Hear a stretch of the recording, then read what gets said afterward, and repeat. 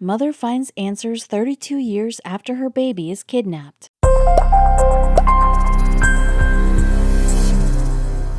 A chance incident in 1988 saw new parents Li and Mao lose their only child. The loss would send the heartbroken mother on a search that would last over 3 decades.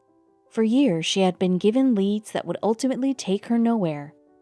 However, recently, Li ran into a lead that might just be the answer to finally finding her kidnapped child. The mid-80s kicked off to an amazing start for Xi'an natives Li Jingxi and her husband Mao. Not only had love sparked between them some years earlier, but in 1985, Li found out she was pregnant with a baby boy.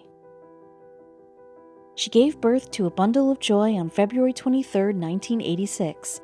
While they named the child Mao Lian, they eventually settled for calling him Giajia, which translates to great in Chinese. From then on, Li Jinxi would enter the 2 best years of her life. As Mao and Li embraced parenthood, it soon became apparent to them that their Giajia was unlike most children. It became clear quite quickly that Giajia wasn't the average baby. He was charming, extremely intelligent, and had an infectious personality. Li Jingxi recalls Giajia was a very well-behaved, smart, obedient, and sensible child. He didn't like to cry. He was very lively and adorable. He was the kind of child that everyone liked when they saw him. Li recalled a particular time when she took her baby to the Xi'an Zoo. He was very curious and pointed to the worm, saying, "Mama, worm." And as I carried him out of the zoo, he had the worm in his hand and put it close to my face. Although Li would have spent all her time with Giajia, given a very controversial policy in China, she instead found herself working extra hard. With the goal of slowing down an explosion in their population, the Chinese government put into action the one-child policy in 1979. This meant that Giajia would be Li's sole child. There would be no brothers or sisters to keep him company. With that, Li decided that she was going to put all her efforts into raising him right. Li brought to light just how much love and care she put into the boy when she stated the following during an interview. "Every day after leaving work, I played with my child. I was very happy. He was literally the light of her world. Sadly, that light would dim far sooner than it should have." Despite wanting to spend every waking second with her beloved child, Li had a demanding job with a grain exporting company. This meant that she had to leave Xi'an for several days on end and visit suppliers from all around China. When Li was out on business, Giajia stayed at home with Mao. During an October 1988 trip, Li got a fax from her employers who demanded that she return to Xi'an immediately. As she booked it back to Xi'an on an express train, the young mother had no idea what news lay in store for her. Once back in her Xi'an office, Li's manager looked her in the face and simply uttered, "Your son is missing." Li went on to describe how she felt. "My mind went blank. I thought perhaps he had got lost. It didn't occur to me that I wouldn't be able to find him." At the time, Giajia was only 2 years and 8 months old. If lost, certainly someone would pick him up and take him to the local police station. In a surreal daze, Li returned home to find out from Mao how all of this had happened. When Li arrived home, her husband Mao was beyond the point of grief. Facing his wife would be no easy task, especially considering how he lost track of their beloved Giajia. Probably dreading Li's reaction, he explained how it happened. Mao went out to pick up his son at the local nursery. On the way home, little Giajia asked his father for some water, so Mao pulled over in front of a hotel. As he was preparing a cup of water for his son, he looked away briefly, and that's when his life would change forever. In the brief second it took to prepare a cup of water, Giajia mysteriously vanished from the scene. Mao immediately sprang into action and began looking around the hotel and in the surrounding neighborhood for his missing son. He maneuvered through Xi'an's sea of human traffic and screamed Giajia's name through the chatter and honking horns of the urban jungle. It soon became clear to Mao that Giajia had been swallowed by the hustle and bustle. There was only one thing that the father could do. Mao went home, informed his wife's company about what had happened, and waited for her return. After hearing the news, Lee immediately placed the blame on her husband. Resentment immediately filled her. In her eyes, he was the man who had carelessly lost her child. At this point, while worried, the young mom figured that someone would find Giajia. She stated, "I thought perhaps my son was lost and couldn't find his way home, and that kind-hearted people would find him and bring him back to me." Sadly, things wouldn't be that easy. For 1 week, Lee and Mao sat anxiously, hoping that someone would find little Giajia and turn him into the police. After 7 days, Lee decided that she needed to take action. She began asking around if anyone had seen her son. Lee printed out 100,000 flyers and posted them all over the city. She even put ads out in newspapers across China. She explained during a BBC interview, "My heart hurt. I wanted to cry. I wanted to scream. I felt as though my heart had been emptied." It turned out that things were more serious than she could have ever imagined. During that time, one of China's biggest issues was child trafficking. Most of this stemmed from the country's one-child policy. The policy would allow urban couples to have only one child, while those in the countryside were allowed to have a second child if their firstborn was a girl.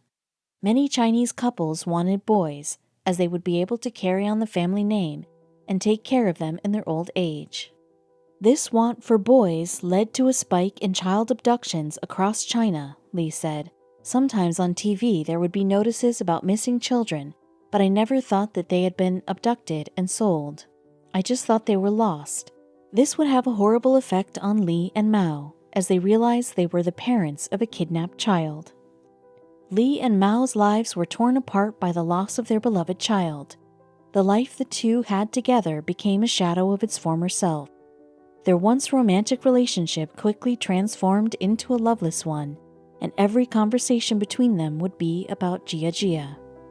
Frequently, things would turn nasty between them, as Lee grew to resent Mao more and more with each passing day. After 4 years on the rocks, it became clear that their marriage had no future, and they filed for a divorce. Despite how devastating everything was, that's not the only big change that Lee would face. Despite Mao and Lee parting ways, Lee did not stop looking for her kidnapped child. Every Friday afternoon, Lee would get out of work and immediately take a train to one of the surrounding provinces to look for her missing baby boy. She then returned Sunday night and prepared for another week of work. Her lifestyle quickly became strenuous, and her constant searching eventually caught up with her.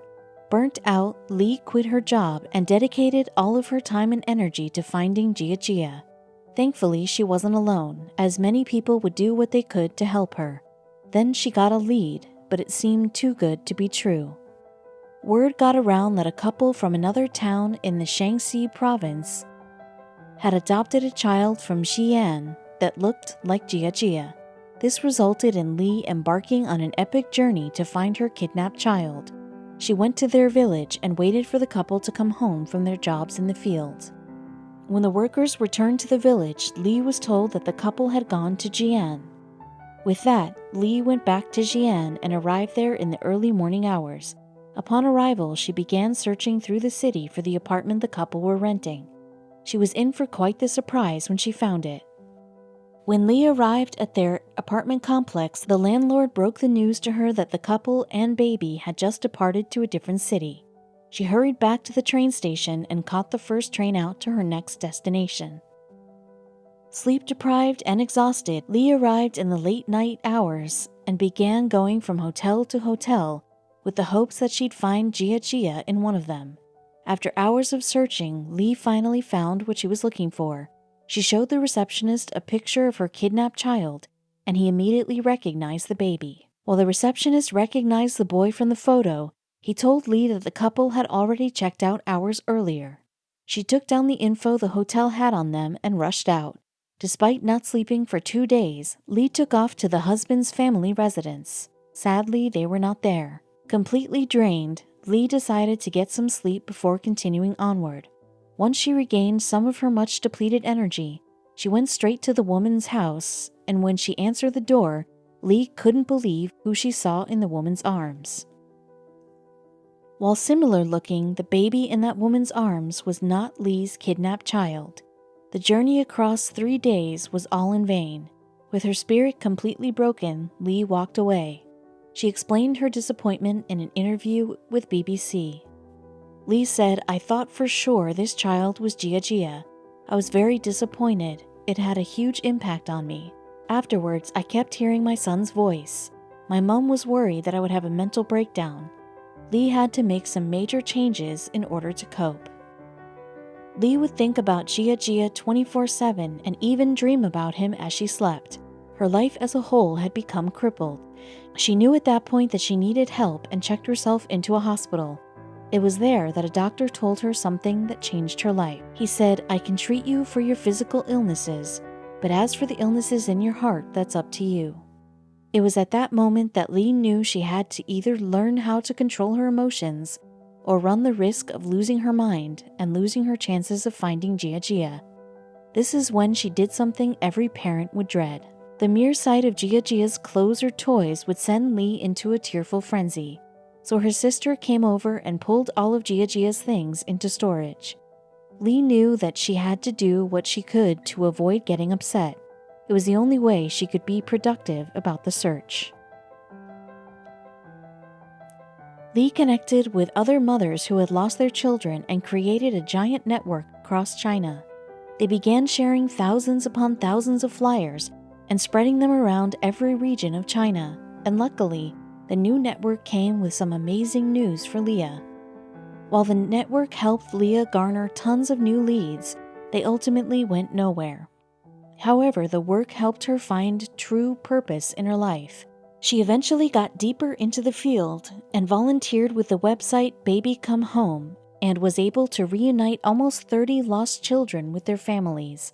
Every time something like this happened, she'd wonder why it couldn't be her and Giajia. In 2015, Lee's 94-year-old mother had fallen ill and was fading with each day.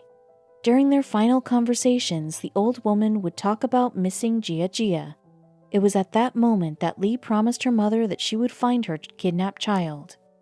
Throughout the years, Lee had talked about Giajia on Chinese talk shows and radio programs.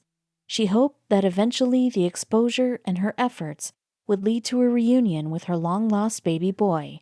And on May 20th, 2020, her dream came true. Jian's Public Security Bureau called her up and told her that Giajia was found. For an instant, she didn't believe them. Could it be true? However, she took a DNA test and it turned out that they were a match. After 32 years and hundreds of leads that hit dead ends, Lee finally found Giajia. Now all they had to do was meet. The chosen day of their reunion was May 18, 2020, at Jian's Public Security Bureau Ceremony Hall. As you can imagine, the anticipation was immense, and Lee and Mao were both shaking. Lee said, "Before the meeting, I had a lot of worries. Perhaps he wouldn't recognize me or wouldn't accept me, and perhaps in his heart he had forgotten me." She further stated, "I was very afraid that when I went to embrace my son wouldn't accept my embrace." This clearly wasn't the case. As soon as Giajia entered the hall, he literally ran into his mother's arms. The two burst into tears as all of China watched on their TV screens. Over the years, Lee had become a household name in China, and the whole country was standing behind her when she was reunited with her son. Moved to tears, Giajia also embraced his father, who was the last man to see him. Despite the happiness between the three, there were so many questions that needed answering. For 1 month, Giajia stayed in Jian and spent half the time with his mother and half the time with his father. From there, the mystery behind his disappearance would unravel. Finally, Lee and Mao would find out what really happened to little Giajia on that day back in October 1988. During Giajia's stay, Lee and Mao learned that he had been abducted and sold to a couple in the Sichuan province for only 6,000 yen. That adds up to about $840. Not knowing his name was Giajia, they renamed the child Gu Ningning and raised him as their sole child. He was brought up in Chengdu, a city positioned 9 hours south of Jian. Giajia attended school there, got married, had his own kids, and even runs his own small business now. While Lee is proud that her son turned out to be a success, there is one thing that continues to trouble her. Giajia was only 2 years old when he was kidnapped. This means that he has no memory of the days when he lived with Mao and Lee. Lee has tried to help him remember by describing the life they had together back in the 1980s, but the memories just won't come. She went on to say, "This is something that makes my heart ache. After my son came back, he also wanted to find an image or memory of the life he had when he was still with me, but as of now, he still hasn't found it." Despite the joy of finally finding Giajia, Lee carries with her one dream that she knows will never come true. While Giajia was visiting his mother in Xi'an, they went on a scenic mountain hike together. On the way down, she wanted to carry him, but he was much too heavy. In that moment, Lee wished she could get her time back. She wanted nothing more than to return to 1988. She said, "I felt if we could start all over again from when he was a child, we could fill this 32-year gap. I said to my son, 'Giajia, can you shrink back to the way you were before?